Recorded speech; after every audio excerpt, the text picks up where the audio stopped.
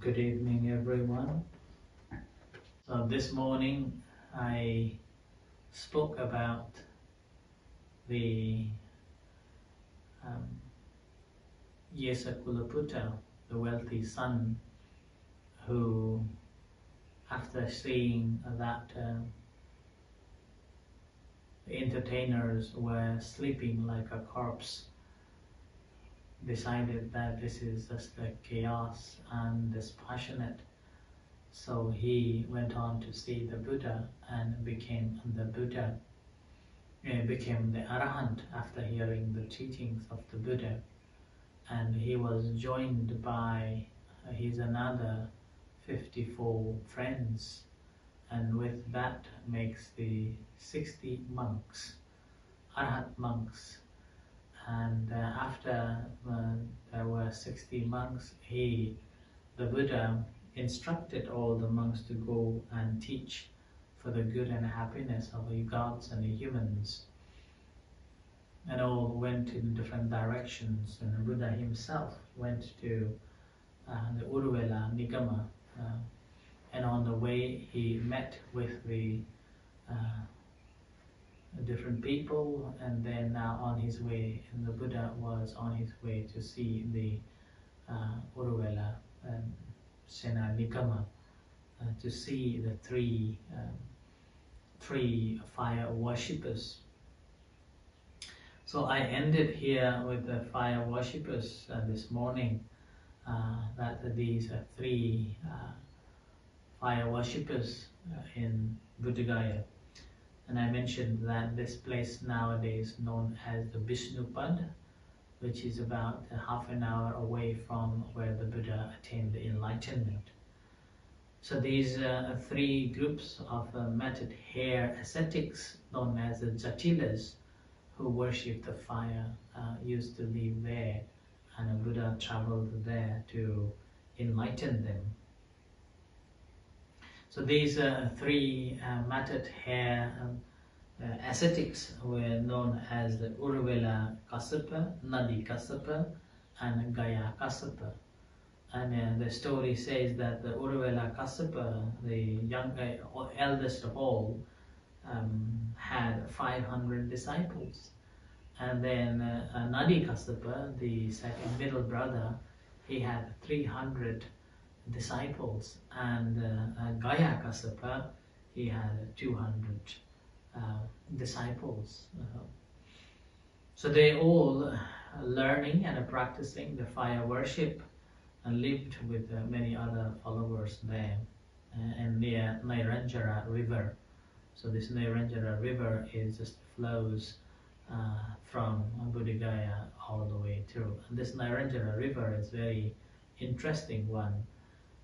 When you see during the summertime, it's like a dry, no water at all. But when it comes to the rainy season, it's like a deadly one, and it can come so quickly you cannot cross.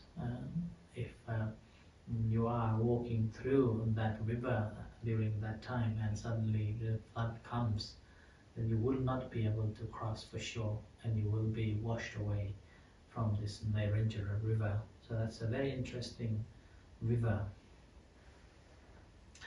So the Buddha, after attaining enlightenment, so traveled to meet, first of all, to see the Uruvela Kassapa. The ascetic was very famous and believed himself to be spiritually accomplished. So he had a very superstitious, he had supernormal powers, and he was able to perform the different magics during that time, and he was very famous for it. So the Buddha went on to his institution and asked to spend a few nights in the fire shrine. Now the Kassapa, the Uruvela Kassapa, he was aware that this fire basically coming out from this very poisonous serpent who is in that shrine. So the Uruvela Kassapa initially said that oh, we don't have a space for you, because the Buddha had a different view. But however, the Buddha persuaded this method here, Uruvela Kassapa, that he could stay. Would it be possible if he could stay in that fire shrine? So then the Kassapa warned him that the fierce serpent, so-called the Naga, lived there and could be dangerous. But Buddha said that if you allow me to stay there, I am happy to be. Then during the night, the Buddha went and stayed, and according to the legend, it says that the serpent attacked the Buddha in many different ways, but somehow Buddha managed to subdue it through his spiritual power and compassion, so placing it harmlessly in his alms bowl by morning. So according to story, it says that when they were having this fight, it's like a serpent having a fight with the Buddha. And then the Buddha simply used also his powers to subdue. And it says that he opened the Buddha opened the lid of the bowl, and then serpent went and then closed it. Close the lid. So that's how the Buddha tamed. And then the Uruvela Kassapa, he thought that by morning he would be dead. And the Buddha would be dead, so he went and saw the different. So he was very impressed that the serpent who had been always causing problem and they had to worship him, now the Buddha had tamed, subdued, not only tamed and subdued, kept in his own bowl. So he was very impressed. So and then he said that, oh, this man, this ascetic is powerful, but he had this ego. But I am still holier than him. I am noble one. He is not. So then after that, so many miracles that they tested. So the Buddha, after that, Buddha didn't left, and he stayed in the same institution and in the same shrine for some times. And it happened that Buddha knew the Uruvela Kassapa's mind. As a result, Buddha didn't attain the ceremonies, or Buddha didn't come out from the kuti, and so on. So the Buddha, knowing that, became a very kind of now this always whenever the Buddha win these tests from Uruvela Kassapa, and Uruvela Kassapa always say, oh, this ascetic has a power, but is still not a holy one. kept on doing like that. So during that, despite of so many demonstrations of that, and yet he was always doing that. And then later on, he realized that that the Buddha is really powerful one, and then there was one very last, there were many, almost like every single day he was tasting the Buddha. And every time when Buddha managed to win his test, he always say that he is very powerful but not a holy man.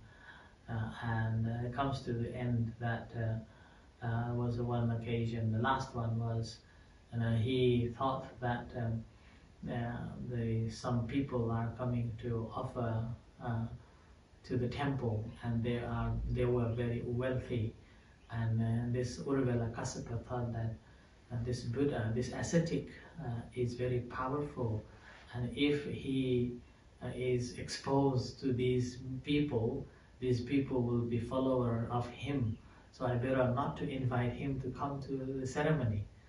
And then the Buddha knew that, so Buddha didn't come out from the shrine and stayed. And then later afternoon, when Buddha come out, all the people gone, and he comes out. And then this Uruvela Kassapa went and said to him that, where were you? We were expecting you to be in the ceremony. And then Buddha said, oh, you had a thought that you didn't want me to be there, so I didn't come. Then he was like, okay, now he accepted.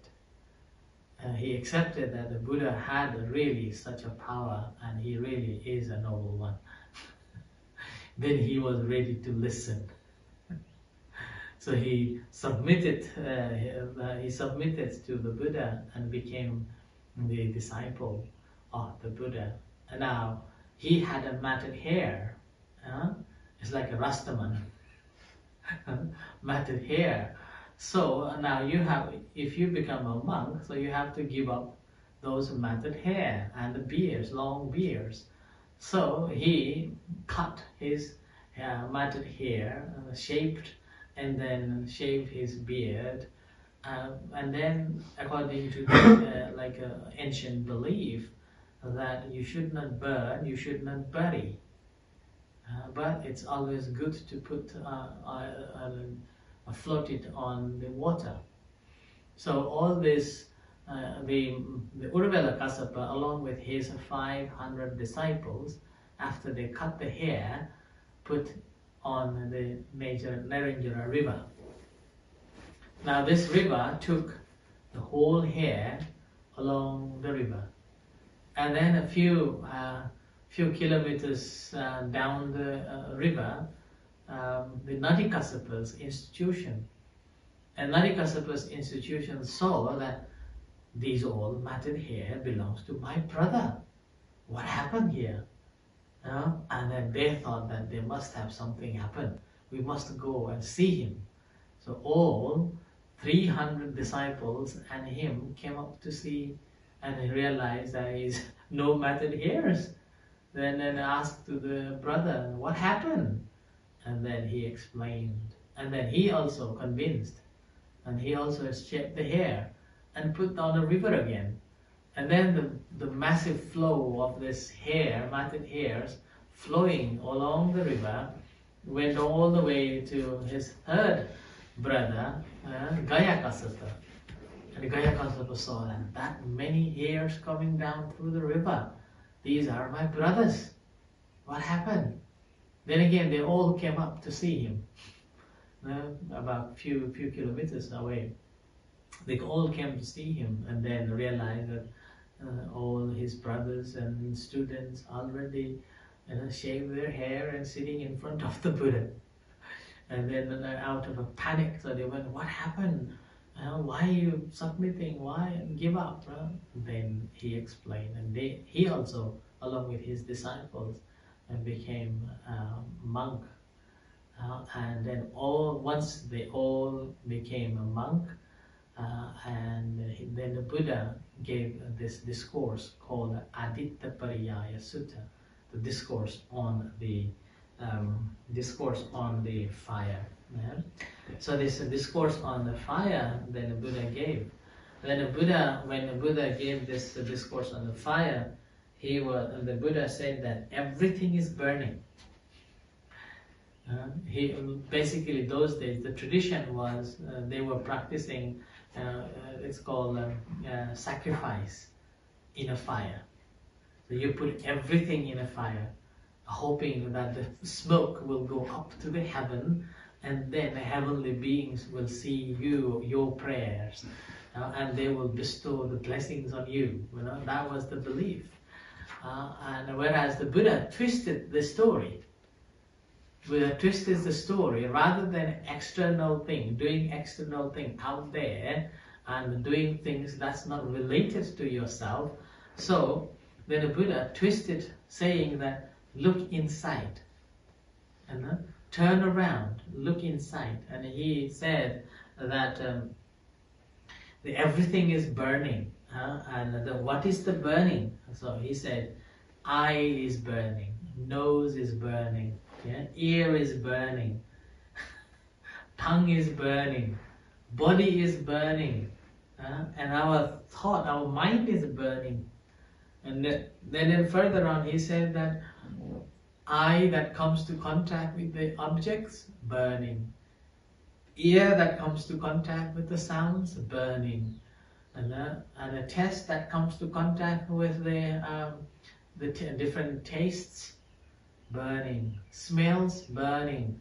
Body coming into contact, burning. Mind is thinking something, burning. It's all burning. Why it is burning? It's burning with greed, burning with hate, and burning with delusion. And with that, we cannot find the solution. We are suffering inside and out. Inside and out. So he basically, from the practice they have been doing, or it's been a generation that they had been practicing such way, performing this burning in a fire, and then thinking that this brings the blessings, and they thought that it brings the all the blessings for them. Buddha simply turned around and saying that if you look at inside yourself, and then understanding these six senses, these six senses are burning. The six senses coming into contact with objects, that's a burning. And then the consciousness of understanding of these are the burning, simply because of the greed. And when eye sees an object, there is a greed. Eye sees an object, there is a hate. And an eye sees an object, sometimes we do not know whether that's right or wrong, not understanding the reality. As a result, what happens? If we like it, we go on to desiring more, wanting to be, and then without knowing, we have already smeared ourselves in it, and fully absorbed it, and then we cannot come out and we suffer. And if we don't like it again, we go on to create, and then with that, it's just like a baited, and then causes us trouble. And when we don't know again, we're just running like a headless chicken, not knowing what needs to be done, not knowing what should be understood, running around this and that. So that's like the burning. So like that's why these are like a doors, entry to the burning, and these will be burning us all the time, which is leading to the sorrow, pain, grief, lamentation, despair, miseries, and so on.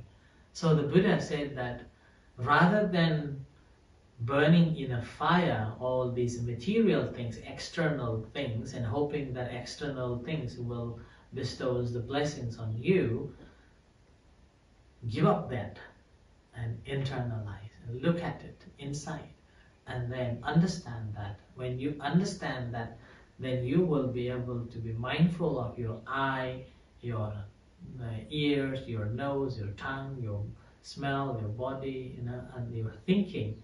When you become mindful of your senses in such a way, then the contact, whatever we see, whatever we hear, whatever we think, whatever we smell, whatever taste we take, then that won't cause any trouble. Any trouble. So what happens? There is no passion, there is no desire, there is no hate. There's only reality, understanding things as they truly are. So with that understanding, what happens then? Then we don't need to be miserable. We want to be miserable, and our senses really become very sharp. Our mindfulness really becomes really strong, and see things the way are, and understands things what needs to be understood. So that's why the Buddha was teaching them in that way, that everything is burning, but rather than burning things out there, understand that things are burning inside ourselves, and once we have understood it, we will be free. So end of this discourse, and then these 1003 matted hair ascetics all became an arahant. They all became arahant because their mind was already developed. They just needed something like, there's a saying, the hair blocking the mountain. So it just needed the hair to removed, and the Buddha just simply did that. The Buddha simply removed the hair from seeing it. So with that, when they understood that, okay, not external, we have to internalize, and straight away it's like a done. And then all 1003 ascetics becomes an arahant or enlightened one, and they really become the real disciples of the Buddha. So they submitted to the Buddha, and that's how within a couple of months the Buddha managed to gain the disciples in that way. And then after these all 1003 became a monk, then the Buddha went to see the Bimbisara, the king. Bimbisara, the king of Rajagaha, whom the Buddha met when he gave up the palace. And then when the Buddha, when he gave up the palace and became an ascetic, he was begging for food. And having seen his serene complexion and very composed senses, this King Bimbisara thought that he is something different. If he is a celestial being, after he took the food, he will disappear. If not, then he will eat. So then he sent the messenger to spy on the Buddha during that time, and then told him that if he disappears, and then he is a celestial being. If not, let me know that. So then Buddha, after collecting the food, sat down under the tree. Then the messenger went to inform the King Bimbisara. King Bimbisara comes to see him and said, and had a discussion. And after a discussion, the King Bimbisara said that, okay, I give you half of my country to govern. So he gave half of a country, Rajagaha, to the Buddha to be the king. But the Buddha said that, no, I'm not interested on any possessions governing this. If I have to govern, if I am willing to govern the country, I could have gone to the Kapilavastu and govern my own country. But I'm here to search the truth. And when he said to the King Bimbisara was very happy, and King Bimbisara said to him that if you attain the enlightenment, please come back and teach me. And then Buddha gave the word. So with that, Buddha went on to, so that's the reason Buddha came back and to meet the King Bimbisara. And when he went, the Buddha went to see the King Bimbisara, the king, along with the Buddha, was 1003 matted hair, ex-matted hair ascetics. Now these ex-matted hair ascetics, the particular three main ascetics, Uruvela Kassapa, Nadi Kassapa, and Gaya Kassapa, were the royal teacher or royal advisor of the King Bimbisara. And then when Buddha came along with him, the Buddha came along with them to the Rajagaha country and informed to the King Bimbisara, and Bimbisara came along with his convoy to see the Buddha. And then when they were sitting together, normally now like everybody sitting in the same floor. When they were sitting, Buddha was at the front, and these three matted hair, ex-matted hair ascetics, were now monks, were also sitting next to the Buddha. Then King Bimbisara thought, now, whom should I respect first? The Buddha who I had met before, or these long-term royal advisors, that well-respected ones. Then he asked the Uruvela Kassapa, the eldest brother, that whom should I pay respect first? Then Uruvela Kassapa, he come up and then bow down to the Buddha and saying that I am his disciple. I have learned from him. So then that's how King Bimbisara also pays respect to the Buddha, and understood that Uruvela Kassapa, along with his brothers and his disciples, have also became the disciple of the Buddha. And having seen that, then the Buddha again taught King Bimbisara, along with his convoy, the so-called the Anupubikatha. That Anupubikatha is basically teaching about the giving or being being generous, about giving a dana. And then the second one is the practice of a morality. Third one is that once you have given wholeheartedly and practiced the morality, is only one destiny, that is the heavenly realms. But heavenly realms is temporal, and then after that the Buddha talked about the dispassion, the benefit of the dispassion, and then benefit of renunciation or giving up or letting go. And after that the Buddha taught the Four Noble Truths.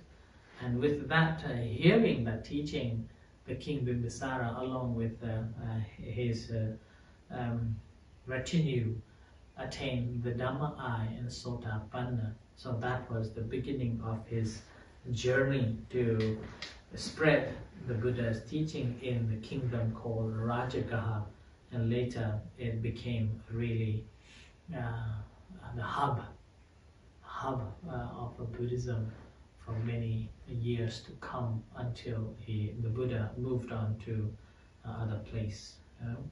So that's how the King Bimbisara became the Buddha's supporter.